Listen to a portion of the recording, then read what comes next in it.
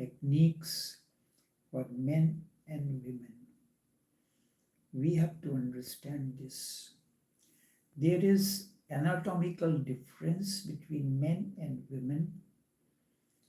However, this should not be looked as limitations. Certainly, this difference is a source of complementary attraction and energetic connection between them. It is much like opposing magnetic poles.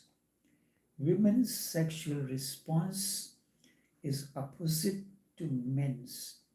This makes them naturally complementary to each other, and there is a lack of understanding of these differences, which has led to problems, particularly in sexual fulfillment. This perspective is not a literal anatomical explanation, but a complementary or insight into male-female energy with the goal of promoting deep understanding, a better relationship through awareness of these energies. Because of this basic anatomical difference that affects their psychology, makes them think differently, their whole approach to life and living differs from one another. This should be looked as complementary to each other. Like a magnet has two poles. The two poles, they are separate, but part of one synergistic harmony, which is magnet. Same way, if we look at life as a magnet, it has two poles, male and female. Both work differently. Their energy fields are different. In case of male and female, their anatomical differences. There are anatomical differences between men and women. These are complementary, just as North and South Pole or positive and negative current. But there is a subtle harmony when the current begins to flow from one to the other and the circle is completed. That is known as magnetic field. Despite this anatomical difference, when the life energy or the current begins to flow between male and female during sexual interaction or any kind of conversation, it is not always necessary that this interaction be a part of sexual interaction. I have many female and male friends. When a master has friends or seekers, or they act as disciples, when a master is interacting with a female disciple, he becomes a positive pole, and the woman being the negative pole, his energy complements that of the female seeker. And the moment he is interacting with a male seeker, so his energy, he uses his negative pole or the feminine pole to interact with that person so that the balance is established and current begins to flow as one synergistic existence. This is the way a master, an awakened one, or enlightened one operates. Normally, it happens we like to talk to the people of the opposite sex and feel more comfortable than with the people of the same gender. And when I am dealing with the female seekers, then I have to use, because I am operating as a male energy, and how to complement the feminine energies, then the technique has to be different as compared to when I am operating as a feminine port to deal with a male seeker, then it will be different. Both are polar opposites. The more relevant question should be, why should there be similar techniques? My language, the way of style, talking to a female seeker differs from that of a male seeker. And when I am speaking to my spouse or soulmate, then there is a balance. At the moment, like what happens when Shiva and Parvati are in commune with one another. They are complementary, they are soulmates. If you have established your lover has become your soulmate, then no technique is needed. Just a blissful harmony becomes the way of communion, and communion becomes silent. Even sometimes the words and actions are not necessary.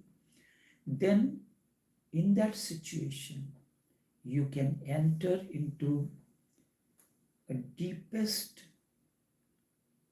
connection, be it as a sexual interaction or interaction at any level, physical, emotional, intellectual, or at energy level. So 3 different types of communions happen between, if your disciple is your lover, then the interaction is of a different nature. If it is a female seeker, it is a different methodology we have to use. We have to use the intimate language without any kind of attachment, or, as I said, if I am speaking to my spouse, the intimate words will have a different kind of energy.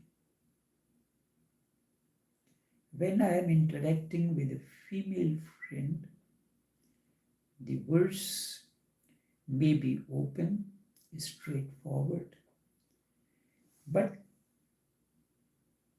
there will be a way how to use those words, or how those words flow out of you towards a male, towards a female seeker. And the same way, when I am speaking to a male seeker, then I am operating through the feminine pole and the verse will carry a different energy field to create a balance between them. So this makes the techniques differ. We cannot use the similar techniques. There are techniques which are being used by both men and women. When I am dealing with a male or a female, there are certain techniques which are same, like using the same language with clarity, openness, whether I am speaking on aspects relating to sex or anatomical difference between male and female energies. If I have to use the words which are considered as taboo, these have to be used openly without any kind of guilt or anything, and at the same time to create an energy field that the other person also does not feel guilty. Instead, his inherent guilt vanishes and dissolves. So it has to be a different kind of techniques. There are certain, in that process, certain techniques are common. When I can speak to a male and a female student, seekers separately. In general talks, in general overflows, as this is live streaming, the live with Tao or Tao overflows, where it has been used in general. At the same time, there are seekers who are on advanced stage. For them, we have specific separate meditation sessions where the techniques, and they are both male and female, so use different techniques. It is so not because there are certain techniques which we use for male which are suitable to women, but really because special techniques were never developed for them. They have been neglected. Women have always been a neglected part of humanity. Even Shiva gave only a certain techniques to female because that was a different kind of a time when women were more introspective and they maintained their feminine nature. Now, because of the revolution, because of reaction, they are trying to compete with men in various aspects of life. So they are in a way losing their feminineness, original feminine nature.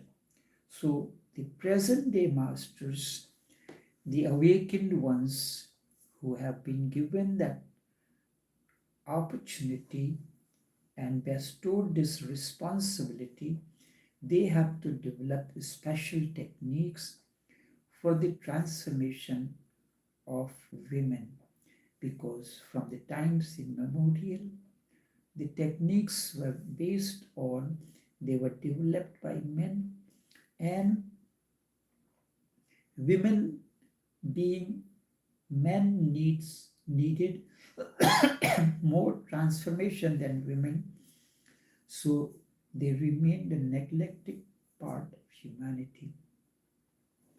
All the techniques were developed by men. Basically, man was experimenting with himself.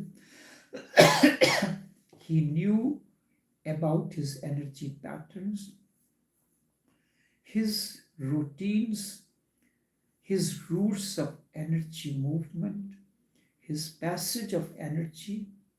He worked on these, and then he was talking to other men So techniques were developed by men for men. Women were never considered. Women cannot enter in a a Muslim mosque also. They are not to be a part of Islam really. The mosques exist only for men. And even in synagogues, women are not allowed to enter the main area. Even when you go to the Muslim Khanqa shrines, the place for women to sit down is separate. This has not been the situation in Sanatan temples. For many years, Buddha instantly, intentionally denied initiating women. Mahabir initiated many women. He never denied them initiation. Although Mahabir and Buddha both were complementary, but no techniques were developed by Mahabir, although he initiated women. All the techniques were for men. Women walked through them. That is why the results were never so miraculous. They were always 50-50, bound to be ready. There was no need for a 300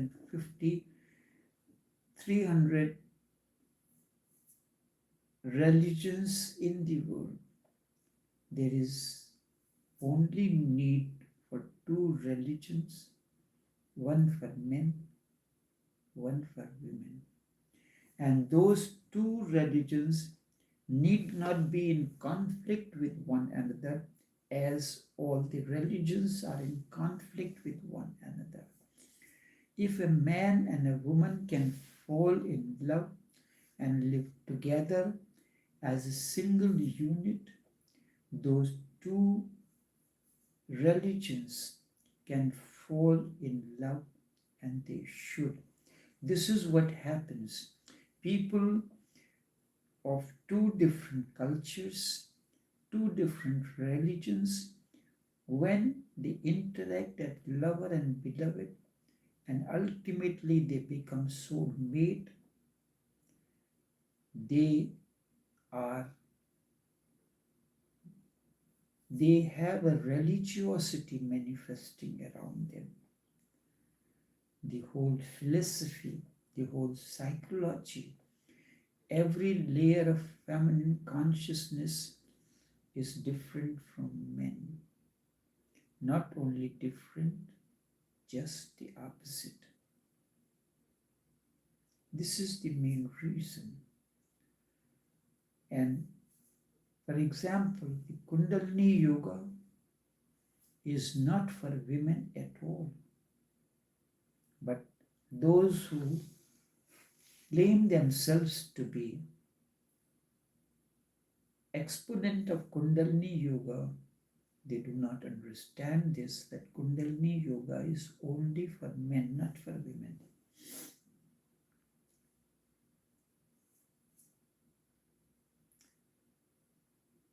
Many will be shocked when I say, even somebody told me number of times, if I need any help with Kundalini Yoga, he is an expert in Kundalini Yoga. I didn't need to discuss anything with him, because the way the person speaks, you know the depth of his understanding.